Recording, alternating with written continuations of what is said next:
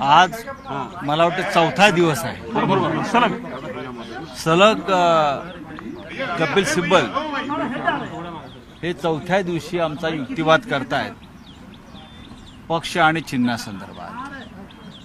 आज मी स्वतः, त्यानंतर खासदार अनिल देसाई, अरविंद सावंत असे आम्ही सलग इथे उपस्थित राहतो आहोत। युक्तिवाद अत्यंत जोरदार चालले आणि निवडणूक आयोगानं, या देशाच्या निवडणूक आयोगानं ज्या पद्धतीनं सुनावणी घेतली, सुनावणी न घेता, मला वाटतं नाही का, कोणतीही सुनावणी न घेता एका फुटीर गटाला पक्ष आणि चिन्ह म्हणून मान्यता दिली, ते किती बेकायदेशीर आहे।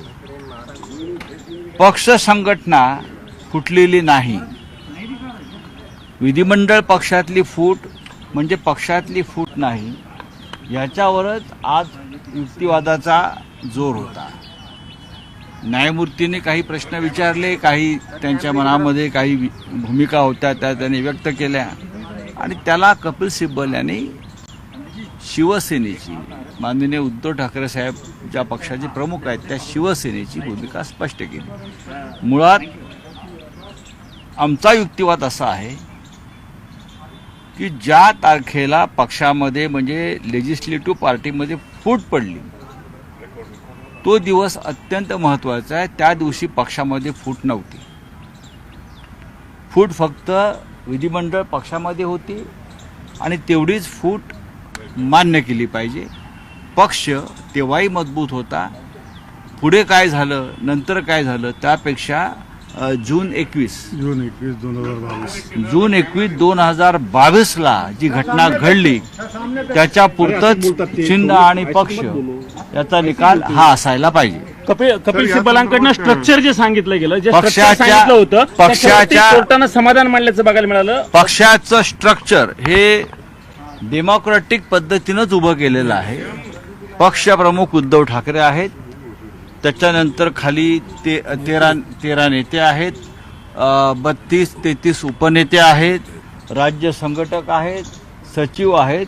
हे पक्षाचं स्ट्रक्चर डेमोक्रॅटिक पद्धतीनं उभं केल्यावरती त्याची माहिती आम्ही घटनेनुसार आणि मार्गदर्शक तत्वानुसार निवडणूक आयोगाला कळवली आहे आणि निवडणूक आणि ज्या फॉर्मॅटमध्ये त्यांनी मागितली त्या फॉर्मॅटमध्ये आम्ही त्यांना दिली आणि त्या आमच्या कागदावरती निवडणूक आयोगाचा सही शिक्का आहे। आयोगाचा अधिकारच होत नाहीये की पक्षाचं चिन्ह आणि पक्ष जो आहे तो बरोबर आहे। तोच पावतीचा मुद्दा सिब्बलांनी उपस्थित केला, तोच महत्वाचा मुद्दा आहे।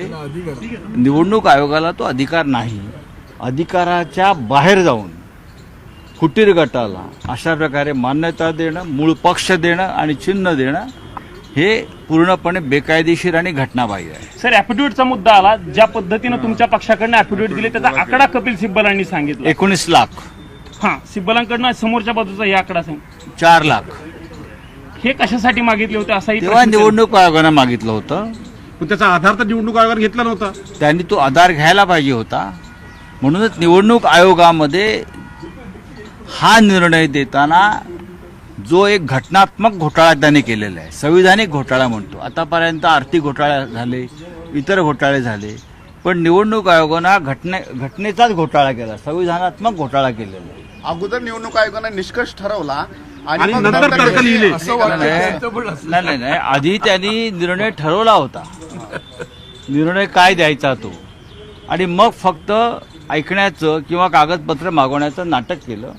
निवडणूक आयोगावर पूर्णपणे राजकीय दबाव होता, तो दबाव कोणाचा होता हे सगळ्यांना माहिती आहे। सर, पुढची सुनावणी कधी होणार आहे? उद्या 2 वाजता। अदृश्य शक्तीचा दबाव होता का सर? समोरच्या वकिलांकडनं सांगितलं गेलं की आम्ही नाही येत उद्याच्याला, पण सिब्बलांनी सांगितलं की ही कायदेशीर केस अत्यंत महत्वाची। पण आम्ही आहोत ना, आम्ही आमची बाजू मांडू ना। उद्या परत सिब्बल अदृश्य शक्तीचा दबाव होता का सर? अदृश्य शक्तीचा दबाव होता, अदृश्य शक्तीचा दबाव होता। नाही, अदृश्य शक्तीचा जरी दबाव असला तरी त्या अदृश्य शक्तीपेक्षा देशाचं संविधान मोठं आहे। देशाचं जे घटनापीठ आहे ज्याच्यासमोर ही सुनावणी चालू आहे ते घटनापीठ संविधान पीठ महत्त्वाचं आहे. आमचा त्या घटनापीठावरती